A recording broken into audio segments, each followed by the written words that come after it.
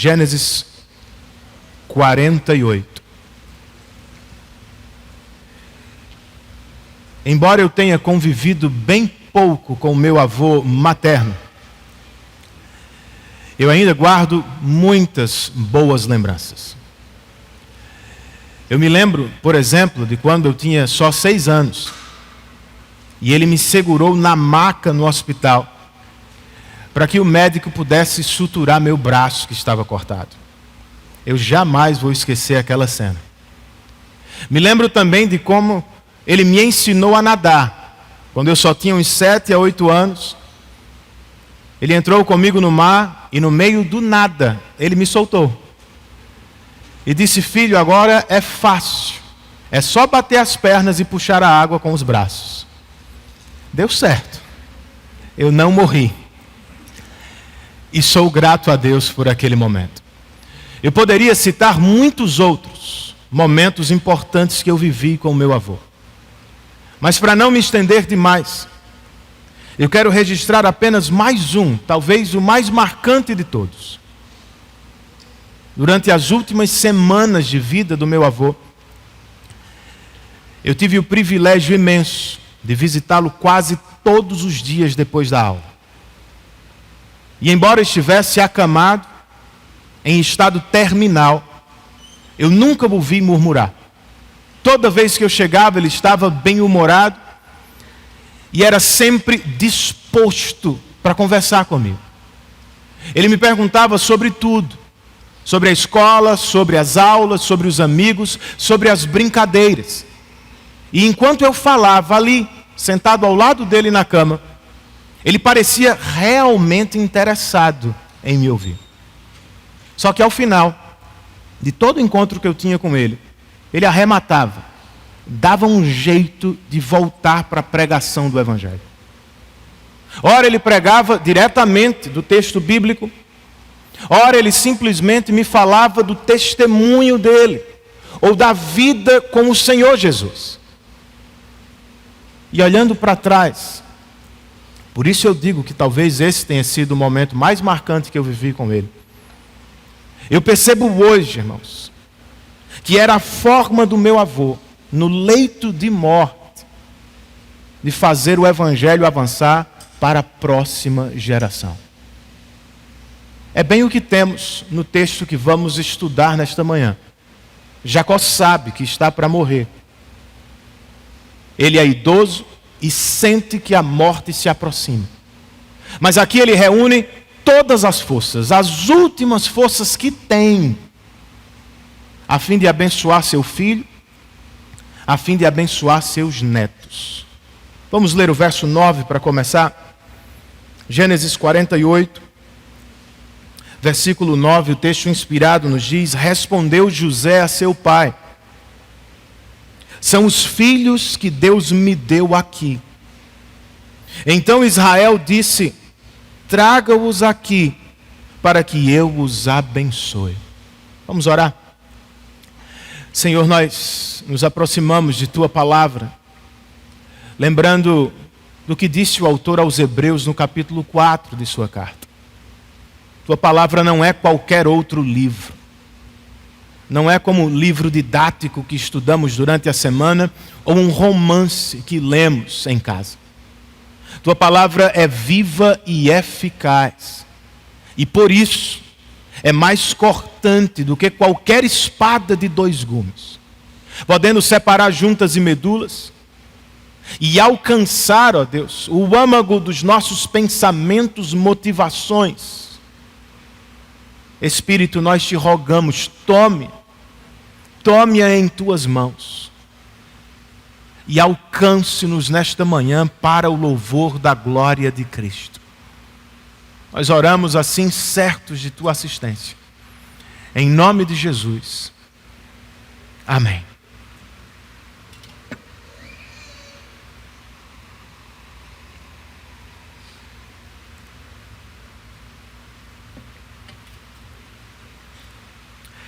Entre 2 discursos sobre a morte de Jacó, um que está ao fim do capítulo 47 e o outro que está ao fim do 49, nós temos 2 capítulos que tratam das bênçãos de Jacó sobre sua família. O capítulo 49 se ocupa com a bênção de Jacó sobre todos os seus filhos, ou seja, sobre as 12 tribos de Israel. O 48 se concentra especialmente na bênção de Jacó sobre José, ou melhor, sobre os filhos de José. E se Manassés e Efraim vão ser abençoados pelo avô, primeiro, antes de qualquer coisa, eles precisam conhecer a bênção de Israel. Estamos na mesma posição deles. No último domingo nós aprendemos que o Senhor da aliança é Deus que abençoa. Se lembram disso? Mas o que significa ser abençoado por Ele? Se queremos desfrutar melhor a bênção de Deus, nós precisamos primeiro conhecê-la bem. Então, o que é que esse capítulo nos ensina, irmãos? Em primeiro lugar, à luz desse capítulo, nós podemos dizer que a bênção do povo da aliança é uma bênção que tem história. Ela não simplesmente apareceu, não nasceu do nada. Ela tem história. Versos 1 e 2. Volte os seus olhos para o texto comigo. Moisés escreve: algum tempo depois, disseram a José: seu pai está doente. E ele foi vê-lo, levando consigo seus 2 filhos, Manassés e Efraim. E anunciaram a Jacó: seu filho José veio vê-lo.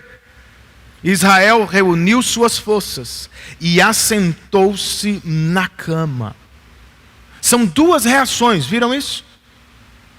José ficou sabendo que o pai estava doente e correu para visitá-lo.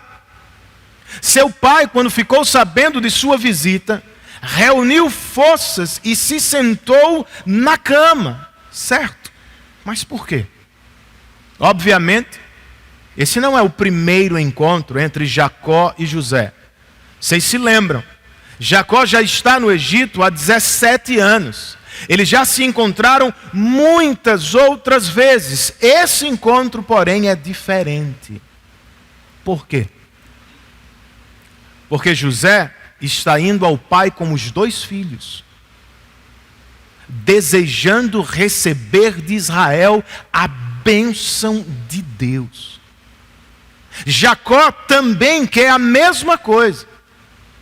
E por isso, mesmo doente, acamado, ele se esforça ao máximo para abençoar seu filho e, através dele, seus netos. Antes, porém, Manassés e Efraim precisam entender algo. De onde vem a autoridade de Jacó para abençoar? Por que José não pode fazê-lo? Porque é que tem que ser Jacó, o avô deles. Versos 3, 4 e 7 vão nos responder.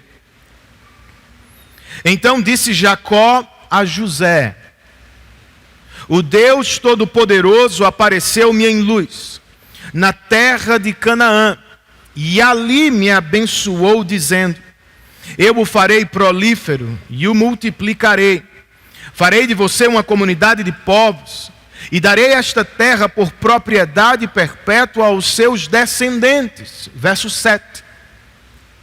Quando eu voltava de Padã, para minha tristeza, Raquel morreu em Canaã, quando ainda estávamos a caminho, a pouca distância de Efrata. Eu a sepultei ali, ao lado do caminho para Efrata, que é Belém. Essa é a história do patriarca Jacó, encapsulada por 2 momentos marcantes que se passam ambos na terra de Canaã. Primeiro em Luz, que é Betel. Deus o abençoou, vocês se lembram, no capítulo 28, quando ele fugia de seu irmão. Muitos anos depois, quando voltava para casa, Raquel a esposa a quem amava, a mãe de José, faleceu em Efrata, que é Belém. Em resumo, poderíamos dizer que a vida deste patriarca foi marcada por muito sofrimento e por alguma expectativa. E isso é o que me impressiona, gente. De fato, este homem sofreu muito na vida. Contudo, ele ainda crê nas promessas do Deus que lhe apareceu em Betel. É desse encontro com Deus, ou é dessa teofania, que vem a autoridade do patriarca de passar a bênção da aliança para a próxima geração. Ele a recebeu do próprio Deus. Mas o que é que estamos falando, afinal? Qual é a bênção que José quer para os seus filhos? O que é que Jacó quer entregar aos netos antes de morrer? Versos 5 e 6. Palavras de Jacó a José. Agora, pois, os seus 2 filhos que lhe nasceram no Egito, antes da minha vinda para cá, serão reconhecidos como meus. Efraim e Manassés serão meus, como são meus Rúben e Simeão. E os filhos que lhe nascerem depois dele serão seus. Serão convocados sob o nome dos seus irmãos para receberem a sua herança. Percebam 2 coisas. Primeiro, José vai receber uma porção dupla entre seus irmãos. Como ouviremos mais tarde no capítulo 49, Levi não terá terra em Israel. Deu ruim para tu, viu? Os descendentes de Levi serão espalhados por todo o território israelita, a fim de servir a comunidade da aliança como ministros. Deu muito bom para você. É por isso que José pode receber uma porção dupla, sem que haja alteração no número das tribos. Permanece mesmo. Para tanto, e esse é o segundo comentário que eu quero fazer aqui, Jacó terá de adotar os filhos de José. Efraim e Manassés podem ser os mais novos dos filhos, mas a partir de agora, segundo Jacó, eles serão tratados como os primeiros, como Rúben e Simeão. E eles podem ter nascido no Egito, de uma egípcia, mas a partir daqui, eles serão adotados e inseridos na família da aliança, o que significa que sua lealdade máxima será a Israel e não ao Egito. É o que Jacó tem a oferecer para os netos, e é o que José, a segunda pessoa do Egito, mais quer para os filhos. Será que é o que queremos também, gente?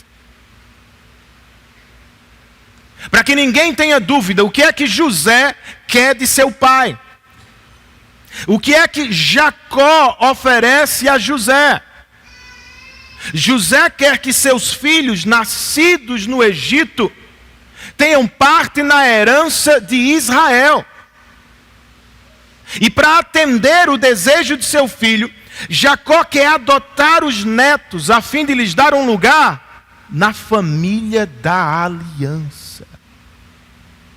Essa é a grande bênção aqui. Nós a chamamos de adoção na família do pacto. Muitos anos depois, o apóstolo Paulo escreveria aos Efésios: em amor, Deus nos predestinou para sermos adotados como filhos.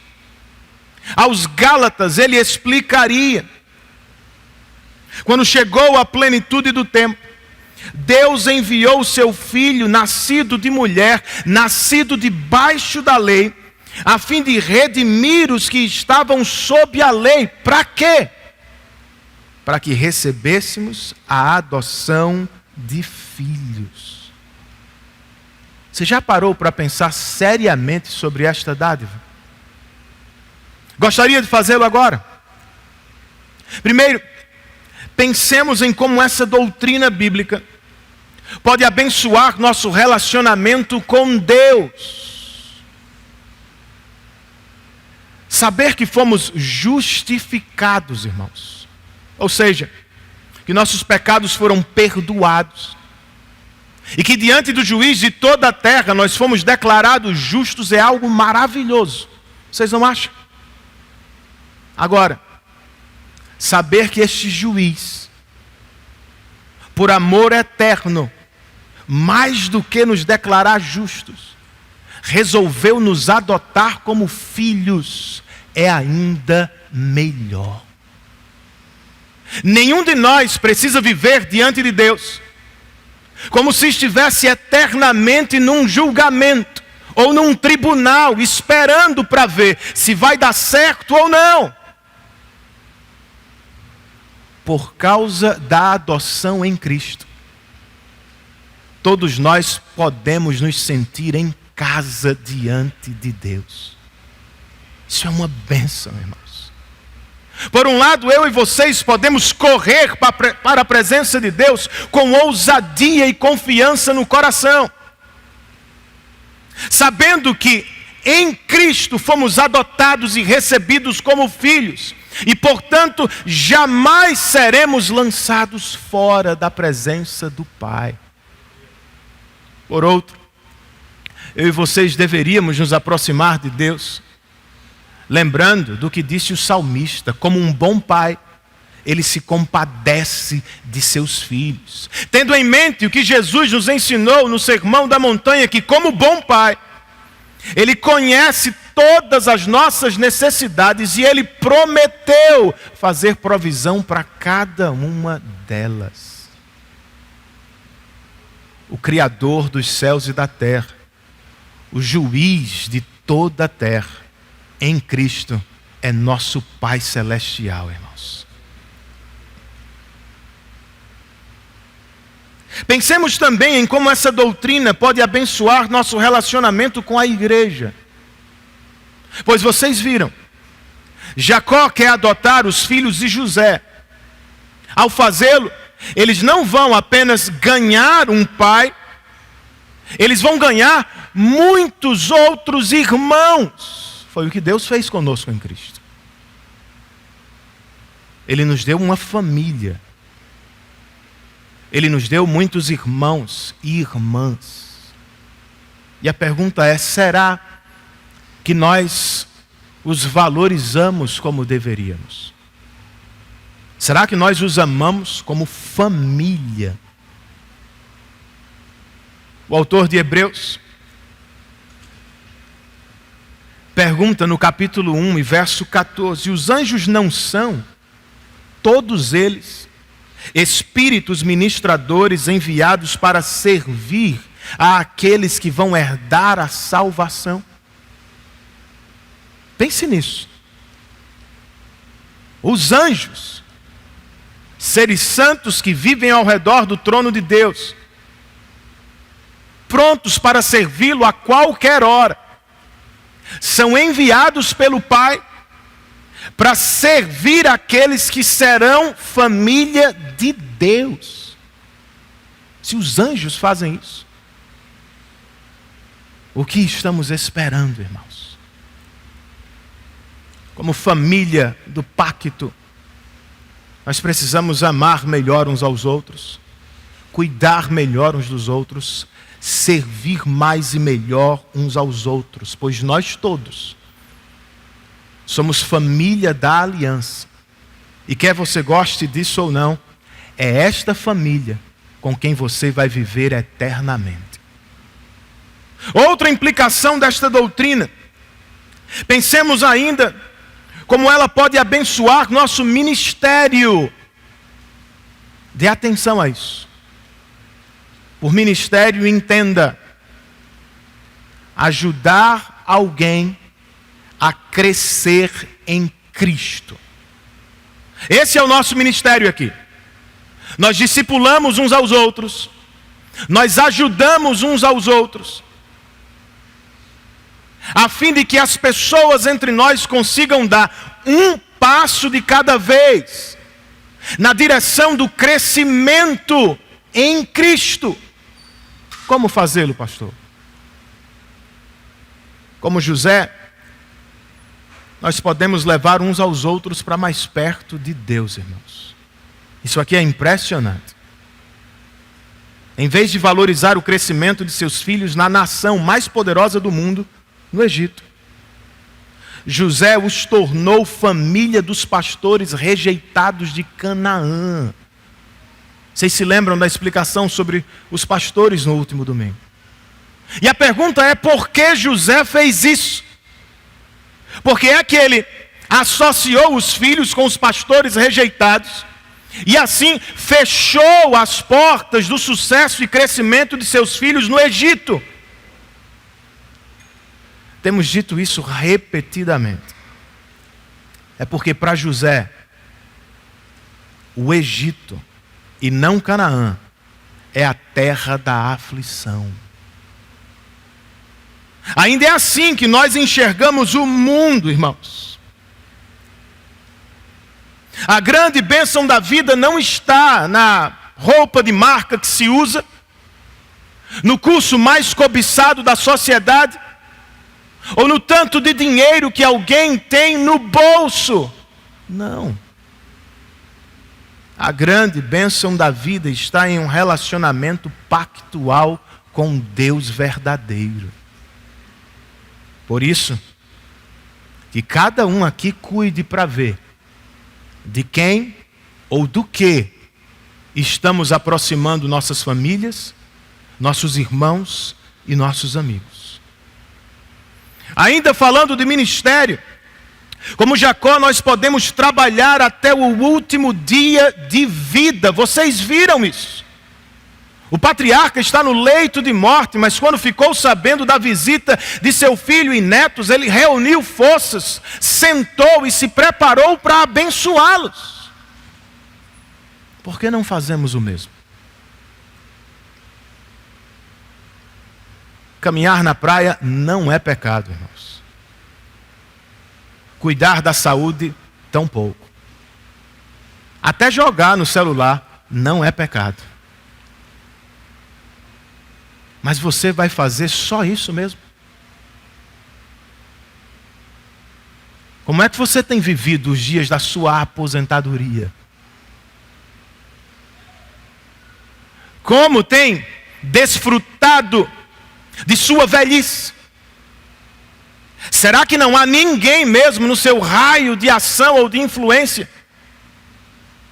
com quem você pode repartir a história da bênção de Deus na sua vida? Claro que há, irmãos. Sabe, seu neto, não só brinque com ele, não só lhe encha de presentes materiais. Aproveite cada encontro para influenciá-lo na direção de Cristo. Sabe, seu filho adolescente, ele vai embora daqui a pouco. Então, em vez de só exigir dele notas, comportamento,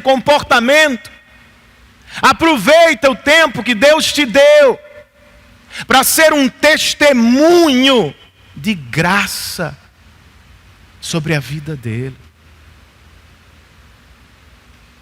Em vez de tratarmos a igreja, irmãos, como um evento dominical ou como uma loja religiosa para a qual corremos só para ter coisas, vamos perceber melhor uns aos outros aqui. Há sempre alguém bem perto de você que precisa crescer no Senhor. Por vezes eu me deparo com crentes que me dizem aqui: pastor, eu gostaria de servir na IPBE, mas eu não tenho espaço. Todos os espaços estão preenchidos. Sua visão está equivocada.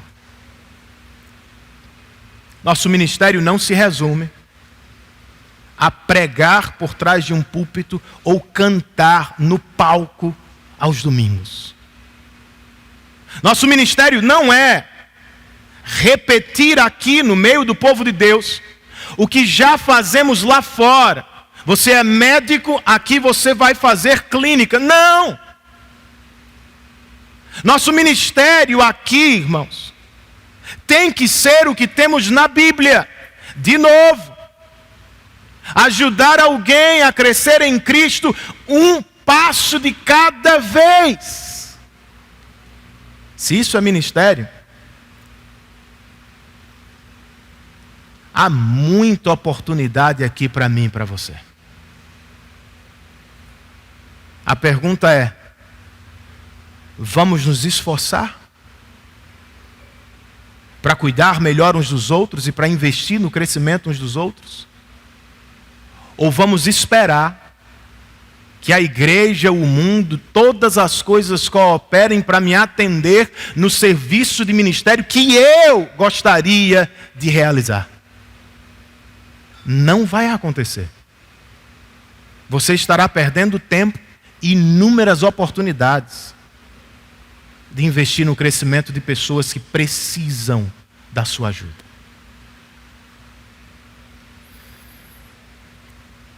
O que mais aprendemos com este texto sobre a bênção do povo de Deus, queridos? Em segundo lugar, segundo esse texto, nós também podemos dizer que a bênção do povo da aliança vem do próprio Deus.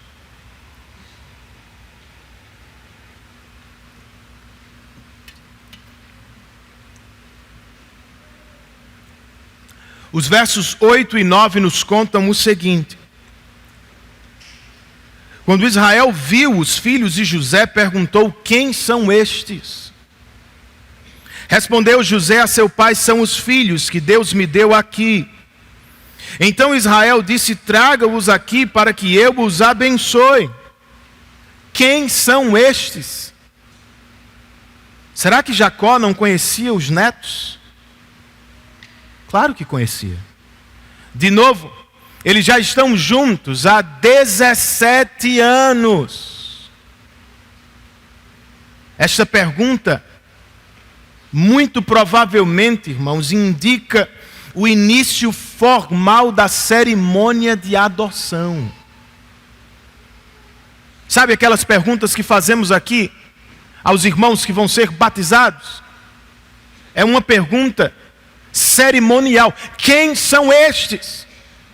Jacó faz a pergunta, o patriarca mais velho, e José, o mais novo, oferece a resposta para ele. Assim como para o salmista da canção de número 127, meus filhos são dádivas de Deus. E é por isso que José não hesita. Quando fica sabendo que seu pai quer adotar seus filhos na família da aliança, prontamente ele age, ele responde. E nos versos 10, 11 e 12 nós lemos: os olhos de Israel já estavam enfraquecidos por causa da idade avançada, e ele mal podia enxergar. Por isso José levou seus filhos para perto dele, e seu pai os beijou e os abraçou. E Israel disse a José: nunca pensei que veria a sua face novamente, e agora Deus me concede ver também os seus filhos. Em seguida, José os tirou do colo de Israel e curvou-se com o rosto em terra. A informação sobre os olhos de Jacó não tem tanto a ver com a pergunta inicial que ele fez. Tem mais a ver com a reação de José, que veremos em breve. Por agora, o que precisamos notar é: Jacó se alegrou muito aqui. Muitos anos atrás, ele quase morreu com a notícia da suposta morte de José. Se lembram do capítulo 37? Agora ele salta no coração de alegria diante do Senhor, Porque Deus lhe permitiu ver outra vez seu filho e mais do que isso, Deus lhe permitiu conhecer e adotar seus netos dentro da família da aliança. E para tanto, o patriarca, segundo o costume da época, concluiu a cerimônia ao beijar, abraçar e colocar os netos próximos aos joelhos. Era a forma oficial de dizer que agora Efraim e Manassés estavam sob os cuidados de Israel e não só de José. Mas de novo, de que bênção estamos falando? E mais do que isso, de onde ela vem? Entre os versos 13 e 16, nós lemos: e José tomou os dois, Efraim à sua direita, perto da mão esquerda de Israel, e Manassés à sua esquerda, perto da mão direita de Israel, e os aproximou dele. Israel, porém, estendeu a mão direita e a pôs sobre a cabeça de Efraim, embora este fosse o mais novo, e cruzando os braços, pôs a mão esquerda sobre a cabeça de Manassés, embora Manassés fosse o filho mais velho. E abençoou a José, dizendo: que o Deus a quem serviram meus pais Abraão e Isaque, o Deus que tem sido meu pastor em toda a minha vida até o dia de hoje, o anjo que me redimiu de todo o mal, abençoe estes meninos. Sejam eles chamados pelo meu nome e pelos nomes de meus pais Abraão e Isaque, e que eles cresçam muito na terra. Vocês viram a troca de mãos? José organizou tudo para que Manassés, o primogênito, recebesse a maior bênção. Israel, porém, cruzou os braços e colocou a mão direita sobre a cabeça de Efraim, o filho mais novo, e não sobre a cabeça de Manassés. Por quê, irmãos? O próprio Jacó vai nos explicar ao final do texto. Aqui, eu quero destacar apenas a própria bênção que Israel deu aos seus dois filhos agora adotivos. Quais foram as bênçãos? Que eles sejam chamados pelos nomes de Abraão e Isaque e pelo meu nome, e que eles cresçam muitíssimo na terra. Sabe o que significa? Ser chamado pelo nome dos patriarcas significa ser contado com o povo de Deus. Significa ser parte da família da aliança. Sim, vocês nasceram no Egito e de uma egípcia, mas a partir de agora, vocês serão contados com Israel no meio da família da aliança. E crescer, o que significa? Crescer muito na terra. Não significa crescer de qualquer maneira, em qualquer lugar, ou mesmo no Egito, onde já estavam. Significa crescer na terra que Deus deu a Israel, ou seja, Canaã. Foi exatamente o que presenciaram os primeiros leitores deste livro. Recentemente ouvimos sobre o número dos que acompanharam Jacó ao Egito. Se lembram? 70. Muitos anos depois, os descendentes de Jacó viveram o que ele antecipou pela fé nas promessas de Deus. No Êxodo, Israel não era mais 70. Israel era uma vasta multidão que rumava para a terra que Deus lhe deu. Por quê? De onde vem a bênção de Efraim e Manassés? De onde vem a bênção do povo da aliança? Segundo Jacó, em uma versão bem mais positiva e piedosa, se comparado ao que ouvimos na semana passada. A bênção do povo da aliança vem do próprio Deus, que é fiel às promessas que fez a Abraão e Isaque, e que foi o pastor que cuidou do patriarca Jacó durante toda a vida dele. Será que é assim que interpretamos a vida também, irmãos? É como você crê. Diga-me, você crê que Deus é fiel para cumprir todas as promessas que fez? A família da aliança. Percebam isso. Na explicação de Jacó, o Deus de Israel não é apenas Deus de Abraão, Isaque e Jacó. Ele é Deus também agora de José, e por adoção, Ele também é Deus agora de Efraim e Manassés. Sabe o que Jacó está nos ensinando aqui? Isso é muito importante. Que Deus não é Deus de indivíduos. Deus é Deus de uma família ou de um povo amado e eleito por Ele. Essa é a lógica por trás do batismo infantil que fazemos aqui. Se Deus nos tratasse como indivíduos, irmãos, o batismo infantil dos nossos filhos não faria sentido. Seria mais apropriado mesmo esperar que crescessem e que eles tomassem a decisão por si só. Curiosamente, Abraão não esperou. Isaque não esperou. Jacó não esperou que seus filhos crescessem. Todos eles deram aos filhos o sinal da aliança, a circuncisão então. Por quê? Porque para eles, a questão de primeira ordem não era a decisão individual de cada um de seus filhos. A questão de primeira ordem era a decisão soberana do Deus da aliança. Uma questão de fidelidade. Pensem como isso pode ser encorajador para você, na criação dos seus filhos. Porque a verdade é, irmãos, nós somos todos pais. Não é fracos só não, tá? Não é falhos só não. Não é só imperfeitos. Nós somos pais pecadores. Nós pecamos contra os filhos, ora amando-os pouco, ora amando-os demais.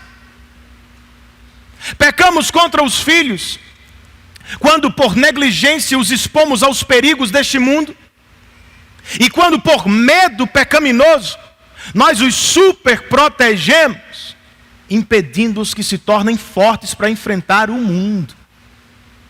Pecamos contra os filhos quando esquecemos de ministrar o Evangelho e os tratamos como legalistas, com as nossas próprias leis arbitrárias e sem sentido. E nós pecamos contra os filhos quando não somos para eles modelos de piedade, exemplos de santidade. Estou falando alguma besteira aqui? Se a sua casa é igual à minha, qual é a esperança dos nossos filhos? Se eles vivem com pais pecadores como os meus filhos vivem comigo, qual é a esperança que temos de que nossos filhos vão crescer conhecendo e amando o nosso Deus?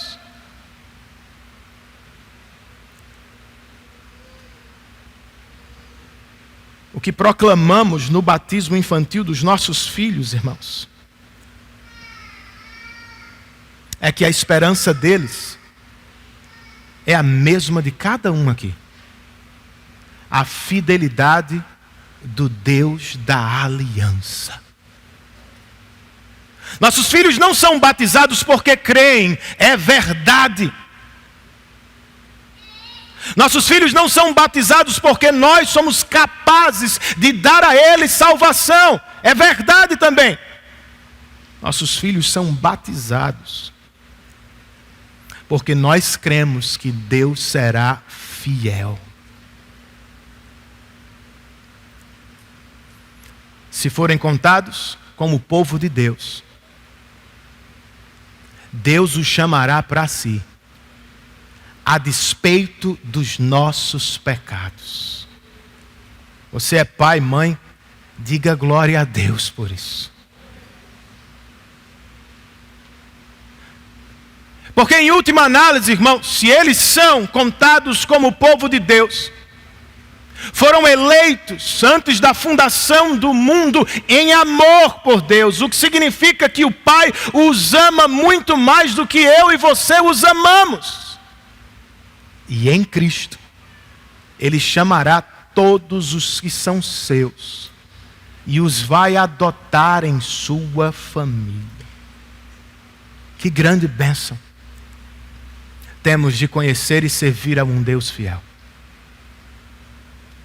Segundo Jacó, Deus não é apenas fiel, Deus é poderoso para nos redimir de todo o mal.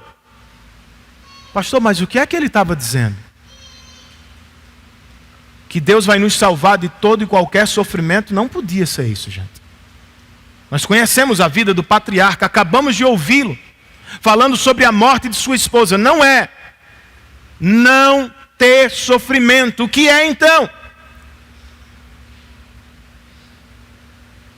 O que Jacó está nos dizendo é que, como pastor redentor, Deus transformou e usou todo o mal para um bom propósito.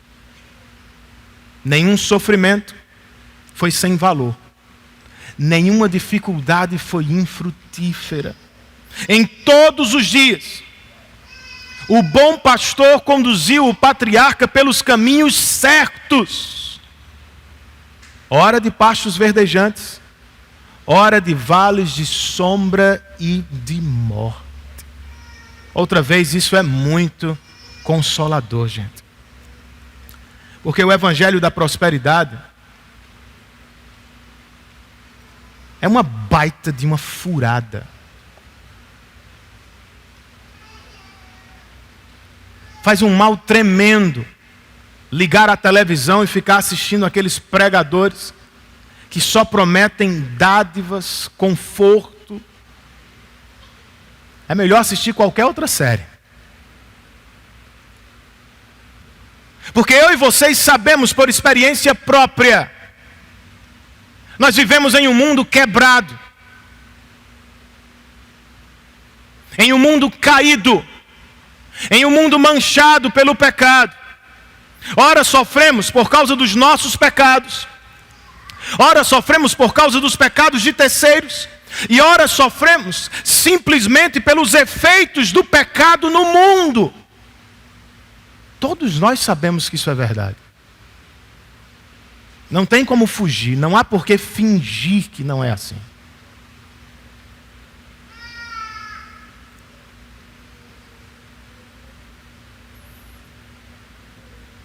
A bênção, portanto, não é jamais sofrer. Não é nunca padecer com uma doença. Não é não ter problemas financeiros. A bênção, como encontramos na Bíblia, é estar sempre, em toda e qualquer circunstância, sob o cuidado e a proteção do Deus que é pastor e redentor. Nosso pastor não nos abandona. O Redentor não foge dos nossos sofrimentos. Ele continua conosco.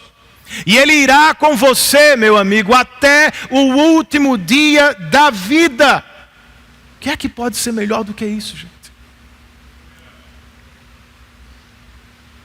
A propósito, qual é a bênção que você está buscando de Deus? Você quer crescimento, prosperidade, fama? O que é? Bem, Jacó pediu a Deus que Efraim e Manassés crescessem muito na terra. Mas o que significa? Um comentarista escreveu: Jacó não estava pedindo que os filhos de José se tornassem famosos necessariamente no Egito. Jacó desejava que Deus os fizesse grandes na terra prometida, no lugar onde o Senhor escolhera colocar o seu nome. Você entende isso? Por um lado, essa bênção não tem a ver com o meu conquistar qualquer tipo de terra. Tem a ver com o meu receber a terra que o Senhor demarcou para mim. Foi Jesus quem disse no Sermão da Montanha: bem-aventurados os mansos, os não agitados, os calmos, os que esperam no Senhor, pois deles será a terra como herança. Não trata-se, portanto, de sua conquista ou da minha conquista. Essa bênção muito mais tem a ver com o quão satisfeitos nós estamos com o pedaço de terra que Deus nos dá, seja ela grande ou pequena. Precisamos também lembrar, irmãos, que há uma diferença gigantesca entre o conceito de grandeza no mundo e o conceito de grandeza no reino de Deus. O que é que significa ser grande no mundo? Significa ser aquela pessoa que é invejada por todos, porque ela tem tudo que todo mundo quer. Carreira de sucesso, muito dinheiro na conta, saúde perfeita, família aparentemente sem problemas. Isso é grandeza no reino dos homens. No reino de Deus, ser grande não é ter o reconhecimento dos homens, é ser contado como povo de Deus. Ser grande não é ser servido por muitas pessoas, é servir aquelas poucas que o Senhor lhe deu. Ser grande aos olhos de Jesus basicamente significa ser um discípulo dele. E ser um discípulo dele significa negar-se a si mesmo em tudo. Significa tomar a cruz dele e consequentemente abraçar qualquer sofrimento ou perseguição que venha por causa desta associação. Ser grande significa seguir a Cristo e não ter Cristo seguindo a mim, rumo à missão que Ele nos deu.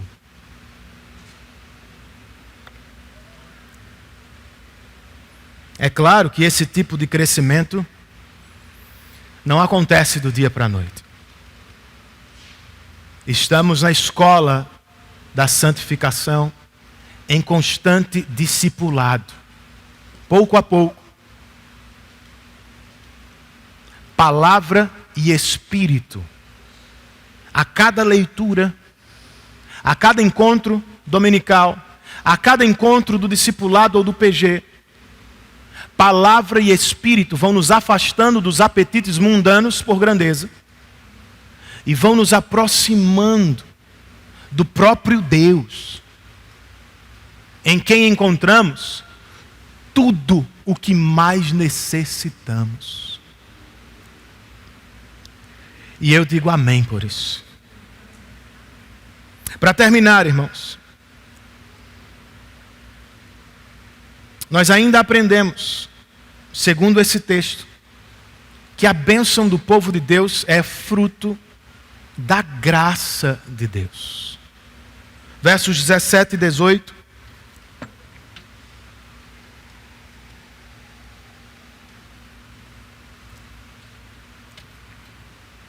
Quando José viu seu pai colocar a mão direita sobre a cabeça de Efraim, não gostou.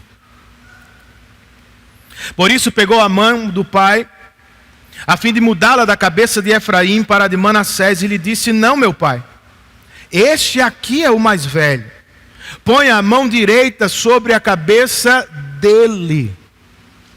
Vocês se lembram da cena anterior? José, assim como Jacó, muitos anos antes dele, organizou tudo para manipular a bênção de Deus na direção de Manassés. Manassés era o primogênito e, segundo as convenções do mundo antigo, a ele era dada uma porção maior. Então ele deu um jeito de colocar Manassés perto da mão direita de seu pai e Efraim perto da mão esquerda de seu pai. Só que na hora da bênção, por conta própria, Jacó cruzou os braços e deu a maior bênção a Manassés. Vendo o que aconteceu, diz o texto, José não gostou. Mais do que isso, ele tomou a mão do pai e tentou forçá-la na direção que queria. Meu pai não é Efraim, é Manassés. Será que vai dar certo? Versos 19 e 20. Moisés escreve, mas seu pai recusou-se e respondeu, eu sei, meu filho, tenha calma. Eu sei. Ele também se tornará um povo, também será grande. Apesar disso, seu irmão mais novo será maior do que ele, seus descendentes se tornarão muitos povos. Assim Jacó os abençoou naquele dia, dizendo, o povo de Israel usará os seus nomes para abençoar uns aos outros com esta expressão, que Deus faça a você como fez a Efraim e a Manassés. E colocou Efraim à frente de Manassés. Jacó não aceitou voltar atrás, porque para ele o cruzar dos braços não tinha sido um erro, não era fruto de sua velhice ou da fraqueza de seus olhos, como talvez José pensasse. Pela fé, irmãos, e olha que destaque interessante, pela fé, é por isso que Jacó figura na galeria dos heróis da fé lá em Hebreus. Tem tanta coisa na vida dele, mas o autor de Hebreus só menciona esse episódio. Pela fé, ele tomou conhecimento que Efraim tinha que receber a bênção maior e que Manassés seria servo de seu irmão mais novo, seu filho predileto, seu filho mais querido, o filho a quem amava e a quem dava porções duplas, lhe pediu, pai, não é esse menino, é aquele. Deus também lhe pediu algo. Deus pediu, Jacó, ponha Efraim à frente de Manassés. Jacó ouviu os dois, mas por graça e em sinal de maturidade, ao final da vida, ele preferiu ficar com Deus e aborrecer o filho predileto. A seguir, o texto termina, versos 21 e 22. Israel disse a José, estou para morrer, mas Deus estará com vocês e os levará de volta à terra de seus antepassados. E a você, como alguém que está acima de seus irmãos, dou a região montanhosa que tomei dos amorreus, e com a minha espada e com o meu arco. Duas coisas apenas eu quero destacar aqui. Primeiro, vejam que José está morrendo com os olhos nas promessas de Deus. Ele não viu nada, irmãos, se comparado aos seus descendentes que virão depois. Mas ele ouviu a Deus. Ele se encontrou com o Senhor. E por isso ele está descansando nas promessas de Deus. Segundo destaque, Jacó quer que José deixe o Egito e volte para Canaã. E a gente precisa lembrar que este homem chamado José é a segunda pessoa mais importante do Egito. Ele tem tudo do bom e do melhor no Egito. E àquela altura, Canaã estava sofrendo uma pobreza terrível. E Jacó disse para ele: olha, volta para casa. Volta para Canaã. Por que é que ele escolheria fazê-lo? É loucura aos olhos dos homens, mas está claro em toda essa narrativa. É porque a bênção de Deus para o seu povo está lá. É a isso, irmãos, o que o pastor John Piper chama de graça futura. José, o que eu tenho para você hoje é uma região montanhosa.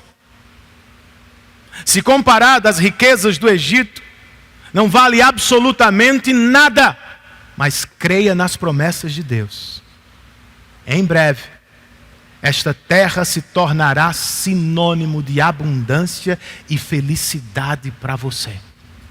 É a graça futura de Deus, ajudando José a escolher a vontade de Deus no presente.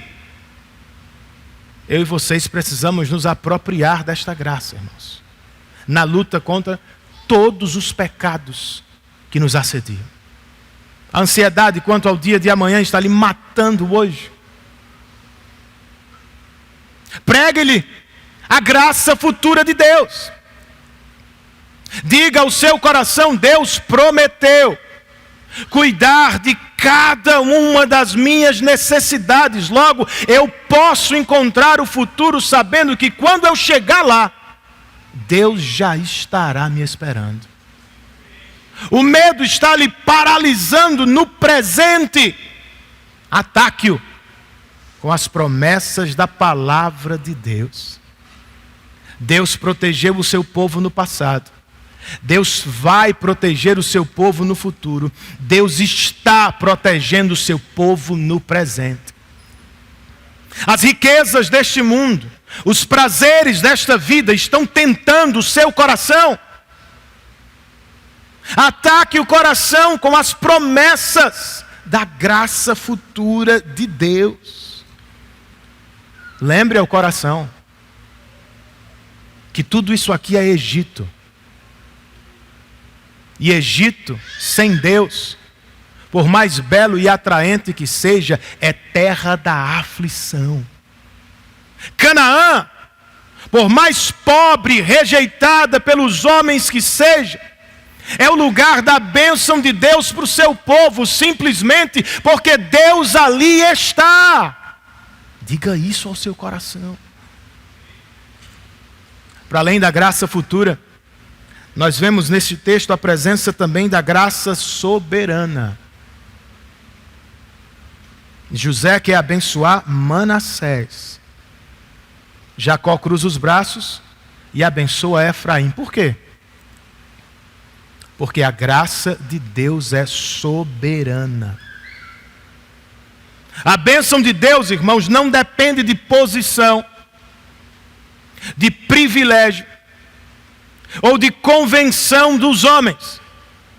A bênção de Deus é soberana, é livre, não pode ser manipulada, não pode ser comprada, não pode ser impedida e jamais será frustrada. Geralmente, na Bíblia, de capa a capa, a graça soberana humilha os homens mais sábios e poderosos do mundo e exalta aqueles que são vistos como os menores ou os últimos do mundo. O apóstolo João escreveu sobre Cristo. Ele veio para aqueles que eram seus, mas os seus não o receberam. Os judeus eram os primeiros. Contudo, aos que o receberam, aos que creram no seu nome, deu-lhes o direito de se tornarem filhos de Deus. O apóstolo Paulo disse aos coríntios Deus escolheu o que para o mundo é fraqueza, a fim de envergonhar o que é forte. Ele escolheu o que para o mundo é insignificante, desprezado e nada é, para reduzir a nada o que é. Com que propósito? A fim de que ninguém se vanglorie diante dele. A graça de Deus é soberana, irmãos. Não só sobre a salvação do povo da aliança, ela também é soberana sobre todas as circunstâncias do povo da aliança.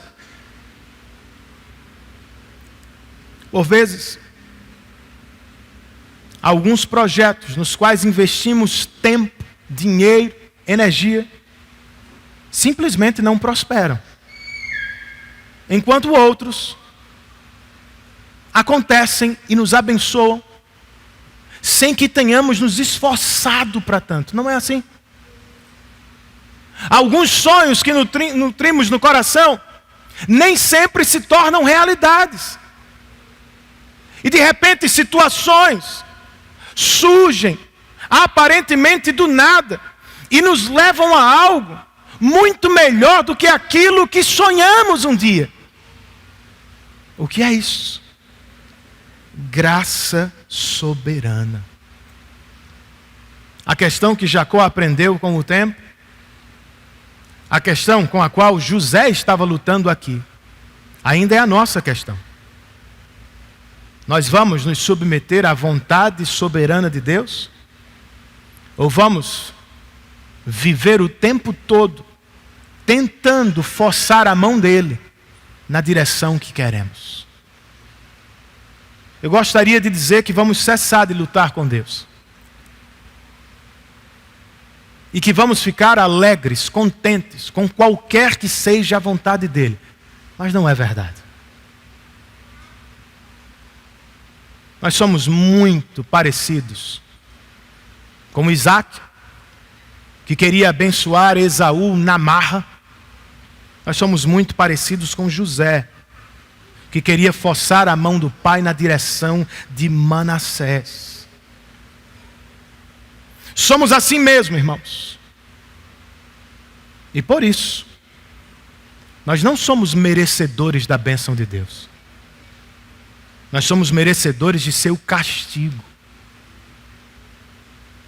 Porque qualquer pecado, por menor que seja na sua avaliação, é sempre uma grande ofensa, é sempre uma grande rebeldia contra a mão boa, santa e justa de Deus. Por isso, se fôssemos deixados à própria sorte, não haveria esperança para ninguém aqui. Todos nós seríamos justamente condenados pelo juiz de toda a terra. A nossa sorte, por assim dizer, outra vez, é a graça do nosso Deus. Ela não é apenas futura, ela não é somente soberana, ela também é redentora, irmãos. Eu citei antes, Efésios capítulo 1, em amor, Deus nos predestinou para a adoção de filhos. Mas como poderíamos ser filhos de Deus, uma vez que somos tudo o que é contrário a Ele? Na plenitude dos tempos, Deus enviou o seu Filho unigênito, nascido de mulher, debaixo da lei, para redimir os que estavam sob a lei, para que recebêssemos a adoção de filhos. Jesus veio ao mundo para a nossa salvação. E Ele se entregou como sacrifício substitutivo para a nossa adoção de filhos na família de Deus. Na cruz, irmãos. Não Jacó, um irmão nosso, mas o próprio Deus cruzou os braços. Vocês viram isso? O que era nosso foi transferido para Cristo. culpa, pecado e condenação.